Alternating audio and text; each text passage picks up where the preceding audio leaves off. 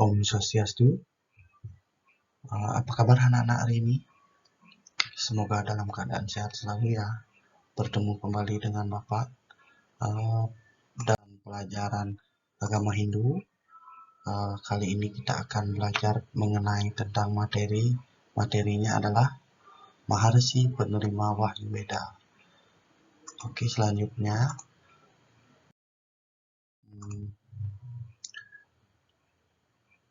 menghargai Maharsi penerima Wahyu Weda. Oke, ada yang masih ingat materi pertemuan sebelumnya? Oke, pertemuan sebelumnya kita belajar tentang catur pramana. Apa itu catur pramana? Iya, catur pramana adalah cara memperoleh kebenaran dalam agama Hindu. Di antaranya bagian-bagiannya adalah Pratyasa pramana, yaitu cara memperoleh pengetahuan kebenaran melalui pengamatan langsung. Anumana pramana, cara memperoleh pengetahuan yang benar melalui penyimpulan. Upamana pramana, cara memperoleh pengetahuan melalui perbandingan. Dan sabda pramana atau agama pramana adalah cara memperoleh pengetahuan atau kebenaran melalui kitab suci dan penyaksian dari orang suci yang layak dipercaya dan dipercaya kebenarannya. Baiklah, adapun materi yang akan kita bahas pada pertemuan kali ini adalah menghargai Maharsi penerima Wahyu Weda. Oke, ada yang tahu bagaimana menghargai para Maharsi? Iya, benar sekali. Dengan menghargai para Maharsi itu dengan pertama itu dengan cara mempelajari ajaran-ajaran suci, ajaran-ajaran dari para Maharsi. Yang kedua itu bisa bersedekah, berkunjung ke tempat-tempat suci, peninggalan orang para Maharsi, menghormati dan lain sebagainya. Itu adalah cara-cara untuk menghormati dan menghargai jasa-jasa dari orang suci. Nah, submateri yang akan kita pelajari pada pertemuan kali ini diantaranya adalah pertama, Saptarsi sebagai penerima Wahyu Weda. Yang kedua adalah menghargai Maharsi penerima Wahyu Weda. Yang selanjutnya adalah Maharsi penyusun Catur Weda. Yang keempat adalah cerita tentang Maharsi penerima Wahyu Weda. Jadi dalam pertemuan kita pada materi menghargai Maharsi penerima Wahyu Weda ini ada 4 subbahasan atau 4 materi yang akan coba Bapak jelaskan dan kita akan belajar bersama. Jadi kita belajar bareng-bareng. Oke.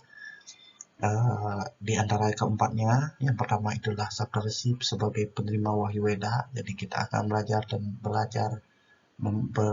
tentang apa itu Saptarsi, bagaimana beliau bisa menerima Weda atau Wahyu dari Tuhan Yang Maha Esa. Yang kedua adalah bagaimana cara kita menghargai Maharsi penerima Wahyu Weda atau Maharsi yang lain, atau bisa juga bagaimana kita menghargai orang suci. Yang selanjutnya adalah Maharsi penyusun Catur Weda, yaitu kita akan mempelajari tentang siapa-siapa saja yang menyusun Catur Weda. Selanjutnya adalah bagaimana cerita tentang Maharsi penerima Wahyu. Jadi kita akan belajar tentang kehidupan para orang suci pada zaman dahulu, sehingga beliau-beliau itu mampu atau bisa menerima wahyu dari Tuhan Yang Maha Esa, dan hingga sampai saat sekarang ini kita bisa melihat bentuk wahyu itu dalam bentuk Weda, ya, dalam bentuk Catur Weda. Oke, selanjutnya, nah, ada yang tahu apa yang dimaksud Saptarsi? Oke, baiklah. Ada yang tahu dan ada yang tidak ya. Ya, jadi kita belajar bersama-sama.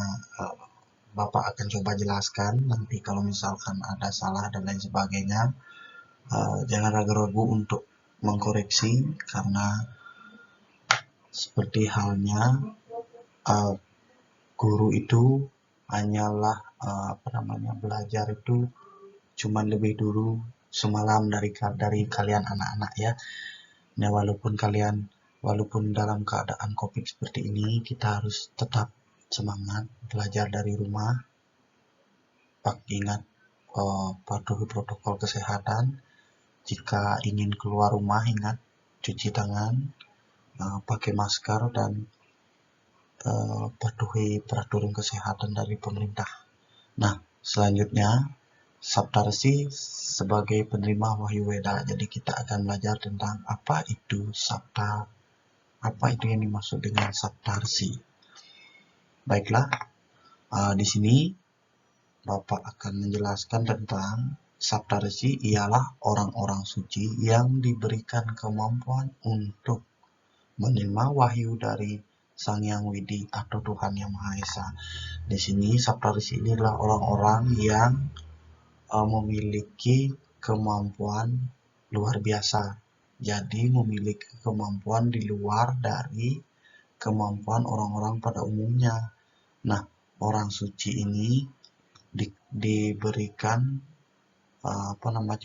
kepercayaan dalam menerima wahyu dari Tuhan berupa ayat-ayat suci dalam Weda, itu tentunya dengan pertimbangan yang sudah sangat matang. Nah, orang suci ini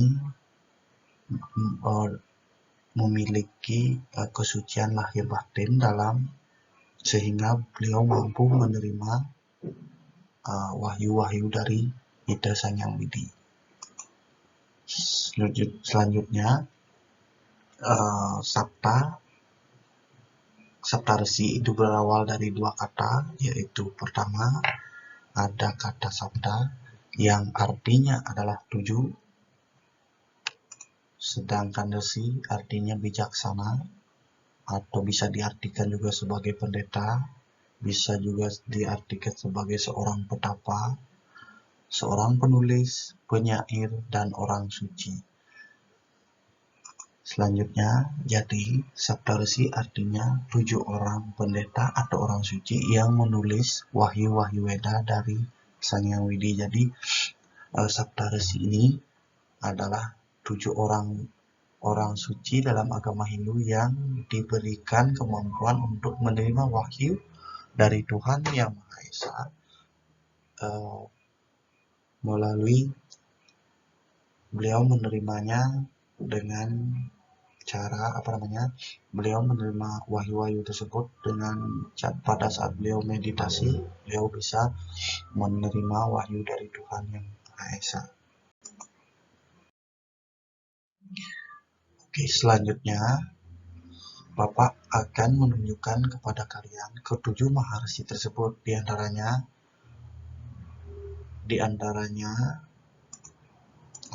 yang pertama itu adalah Maharsi Grit Samada. Itu adalah maharsi yang pertama dari Saptarsi. Yang kedua adalah Maharsi Wiswamitra. Selanjutnya adalah Maharsi Wamadewa. Selanjutnya adalah Maharsi Atri, Maharsi Bharadwaja, Maharsi Wasista, dan yang terakhir adalah Maharsi Kanwa. Nah, beliaulah yang menerima ayat-ayat suci Weda dari Tuhan. Ketujuh maharsi ini diberikan kemampuan dalam menerima ayat-ayat suci dari Tuhan yang berupa Weda. Oke. Selanjutnya Maharsi sub pokok bahasan yang selanjutnya kita akan belajar tentang Maharsi penyusun catur Weda. Nah, Maharsi biasalah yang mengelompokkan ribuan ayat suci Weda agar tidak punah dan hilang ke dalam catur Weda. Beliau dibantu oleh 4 muridnya. Nah,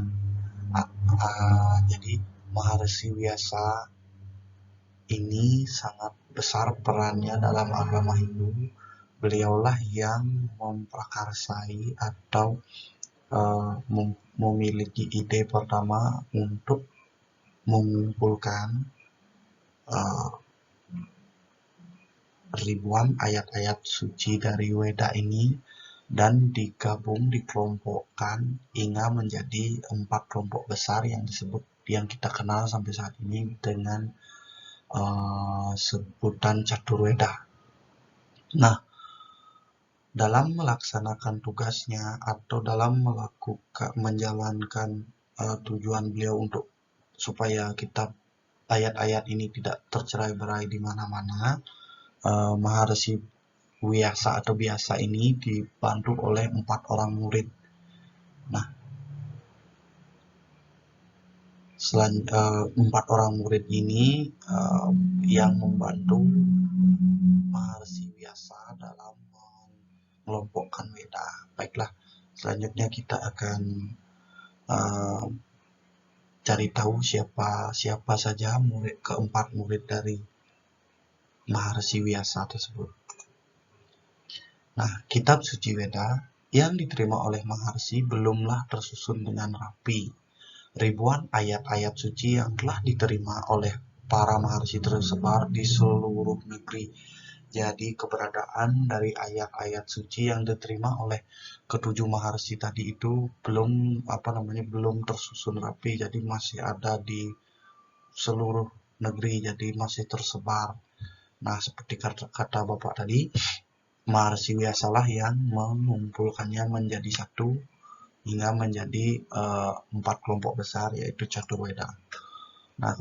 Nah, seperti yang Bapak bilang tadi, Maharsi Vyasa mengkodifikasi atau mengelompokkan ayat-ayat suci yang diterima oleh para Maharsi agar tidak hilang dan tidak punah. Nah, ini adalah gambar inilah gambar Maharsi Vyasa dengan Ganesha, dengan Dewa Ganesha. Oke, selanjutnya Maharsi penyusun Rigveda. Nah, tadi Bapak sempat sebutkan kalau Maharsi Vyasa ini dia memiliki 4 orang murid dalam menyusun Caturweda. Masih ingat Caturweda itu terdiri dari apa saja? Iya, pertama Rigveda, yang kedua itu ada Samaweda, yang ketiga ada Yajurweda, dan yang keempat ada Atharvaveda. Nah, Maharsi Vyasa menugaskan beberapa orang muridnya yang dalam membantu dan mengelompokkan tugas dalam membantu mengelompokkan Weda, karena jumlahnya kan banyak nih ya. Dari sekian banyak ini kan tidak mungkin diambil oleh seorang diri, makanya beliau memerlukan bantuan Maharsi yang lainnya atau disebut muridnya. Baik. Oke, Maharsi yang pertama itu adalah Maharsi Pulaha. Nah, Maharsi Vyasa menugaskan Maharsi Pulaha untuk menyusun kitab suci Rigveda, yaitu kitab pertama dalam Caturweda itu yang berjasa menyusun adalah Maharsi Pulaha. Maharsi Pulaha khusus menginput mantra-mantra yang berisi tentang pujian-pujian kehadapan Sang Hyang Widi atau Tuhan Yang Maha Esa.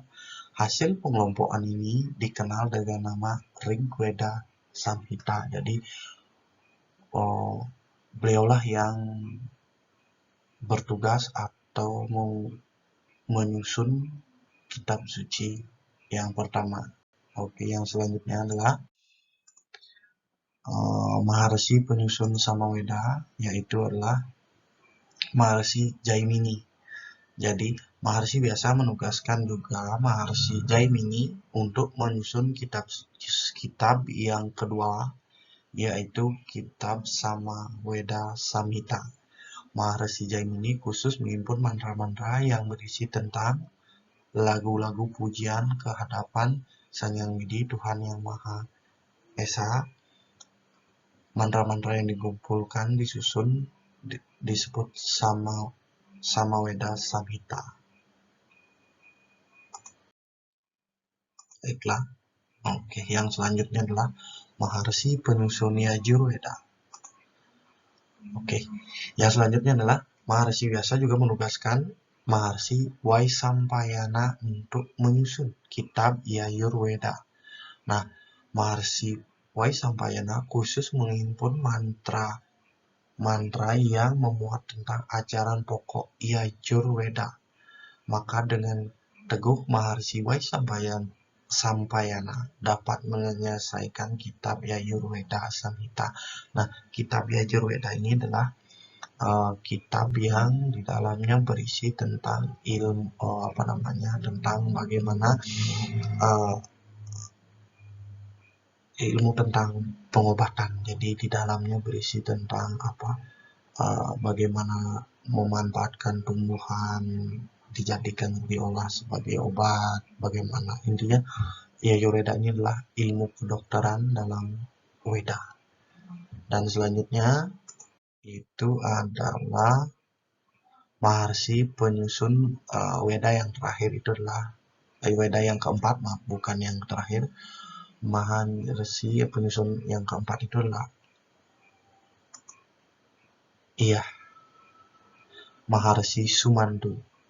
Nah, kitab suci yang keempat itu disebut dengan Atharva Veda Samhita. Jadi Atharva Veda ini disusun oleh Maharsi Sumanto, diberikan kewenangan oleh Maharsi Vyasa khusus mengimpun mantra-mantra yang berkaitan dengan ajaran-ajaran yang bersifat magis. Nah, demikianlah keempat Maharsi di bawah pimpinan Maharsi Vyasa yang menyusun atau mengkelompokkan atau mengkodifikasikan Weda sehingga menjadi yang seperti yang sekarang kita kenal dengan istilah Catur Weda, 4 Weda atau 4 susunan ilmu pengetahuan yang kita yakini dalam ajaran agama Hindu adalah sebagai kitab suci yang harus dan sangat perlu kita pelajari.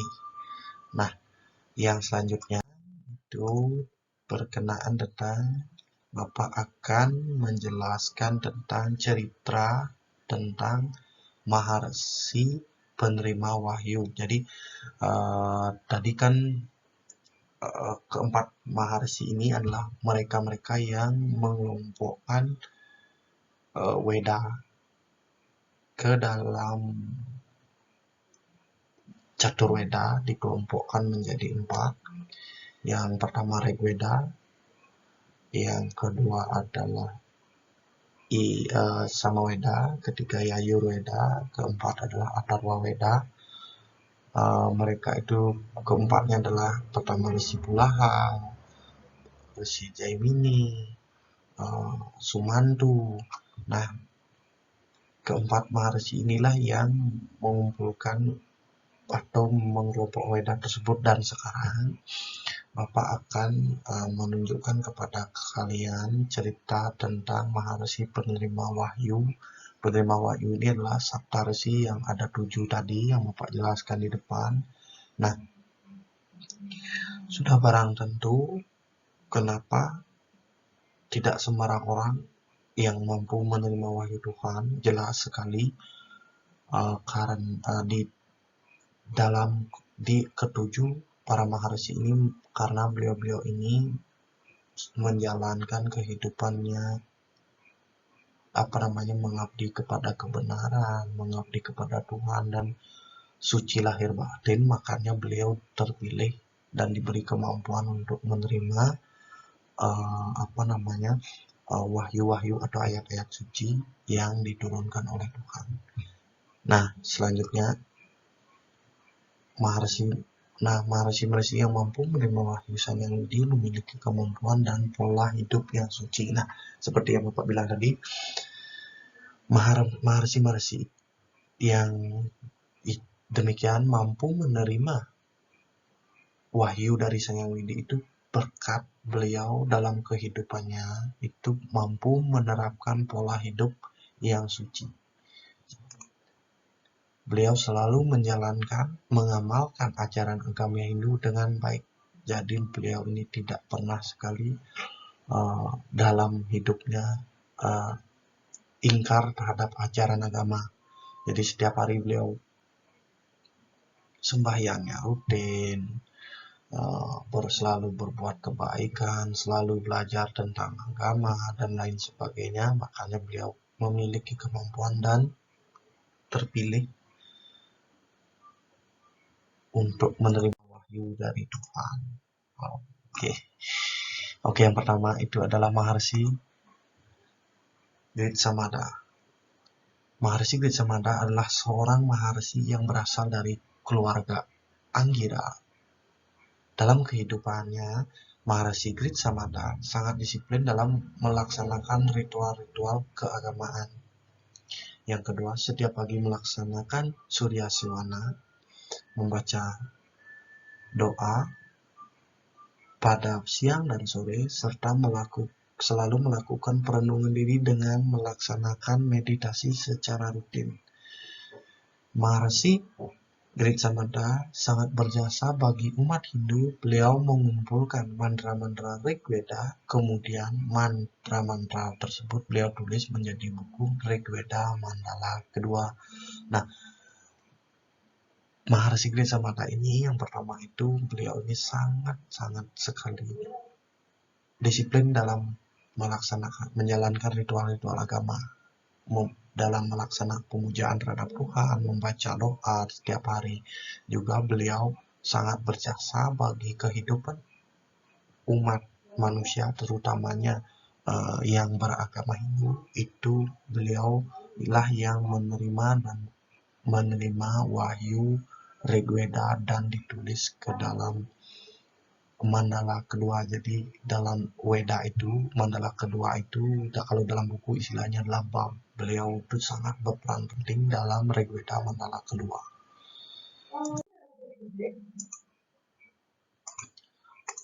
Oke, Maharsi Wiswamitra. Beliau adalah Maharsi penerima wahyu Rigveda mandala ketiga. Sebelum menjadi Maharsi Wiswamitra adalah seorang ksatria. Beliau meninggalkan kerajaannya dan melakukan tapa brata ke dalam hutan. Setelah melakukan tapa brata yang begitu tekun dan disiplin, akhirnya beliau mendapat anugerah menjadi Maharsi.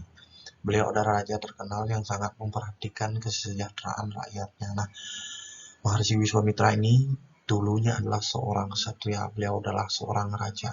Jadi dalam kehidupan kesehariannya, beliau sampai meninggalkan kerajaan demi untuk melakukan tapa brata ke dalam hutan, dan akhirnya dengan keteguhan hati dan ketekunan, beliau diberikan kemampuan dalam menerima wahyu Rigveda mandala ketiga. Oke, selanjutnya adalah Maharsi Wamadewa. Maharsi Wamadewa adalah Maharsi yang sangat suci. Beliau disebut Brahmana sempurna. Beliau dikatakan sebagai Brahmana sempurna karena semenjak di dalam kandungan ibunya beliau telah menunjukkan keajaiban-keajaiban sejak kecil. Beliau sering bicara dengan Dewa Indra, juga bicara dengan Dewa Aditi. Kemampuan beliau ini menunjukkan beliau memiliki kelebihan dibanding kebanyakan orang. Jadi beliau juga diberikan kemampuan dalam menerima ajaran ayat-ayat suci Weda. Selanjutnya,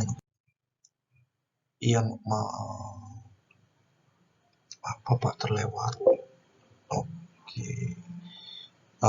Kalau nggak salah dari itu di mandala keempat itu adalah Rigveda. Mandala keempat itu adalah tugas beliau yang menerima wahyu. Maharsi Atri menyusun Rigveda mandala ke-5. Maharsi Atri lahir di lingkungan keluarga Brahmana, terlahir di keluarga Brahmana. Masa kecil beliau terbiasa hidup dengan tatanan kehidupan seorang Brahmana.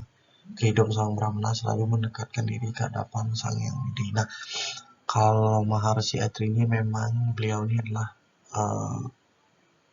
lahir di keluarga Brahmana, dan keluarga Brahmana itu terkenal dengan bagaimana memuja Tuhan, mendekatkan diri dengan Tuhan itu dengan peraturan yang sangat ketat. Dengan kedisiplinan beliau, akhirnya beliau menerima wahyu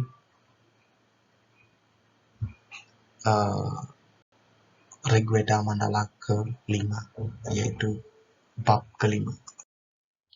Selanjutnya adalah Maharshi Bharadwaja.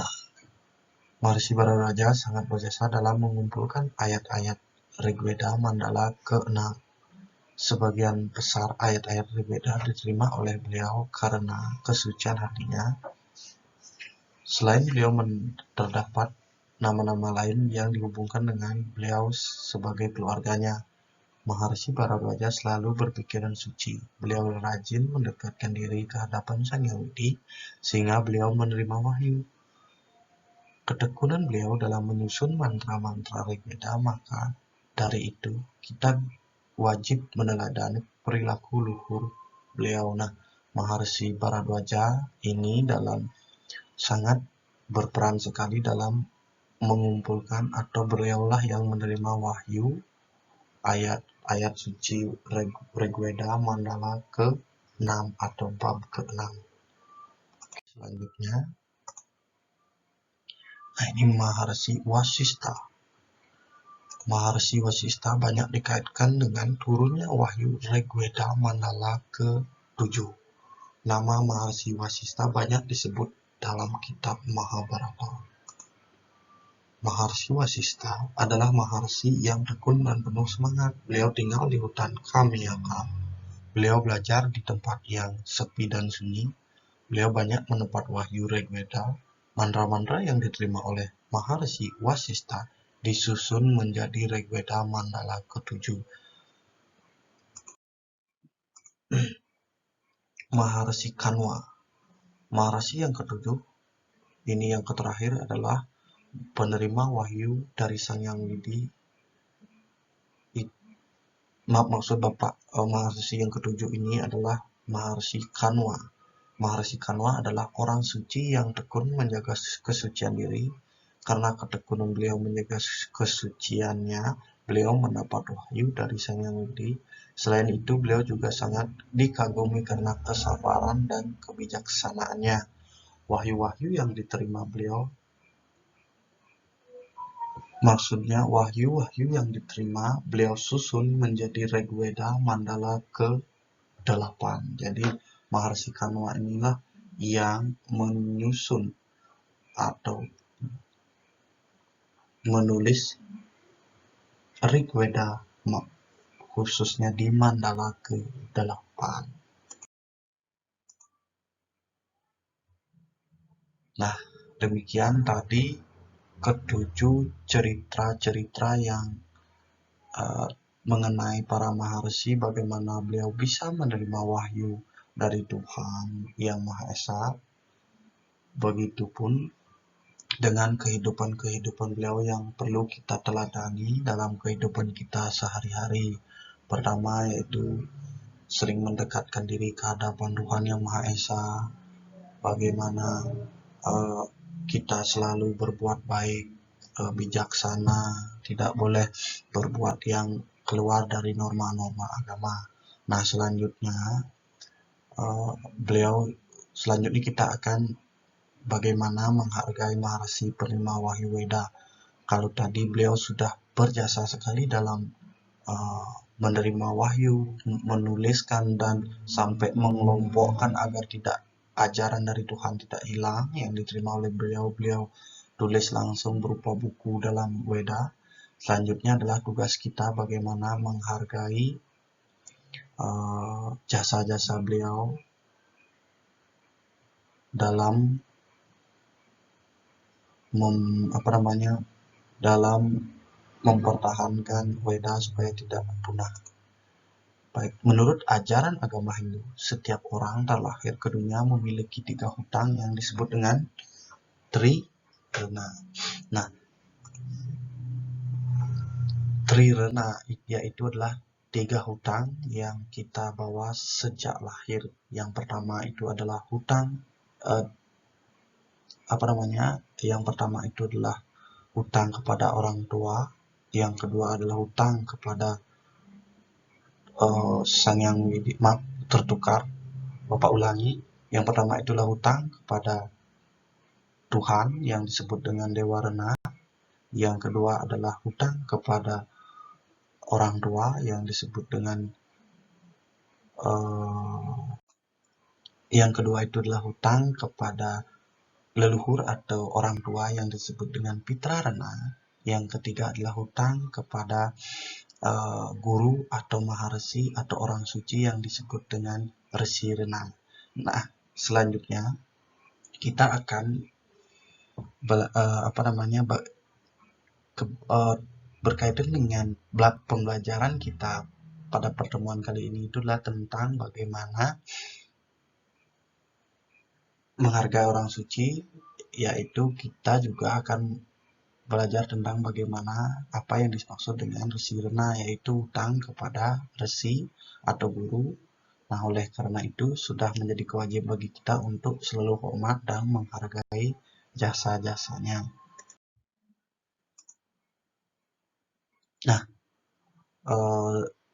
jadi kita berkewajiban untuk menghargai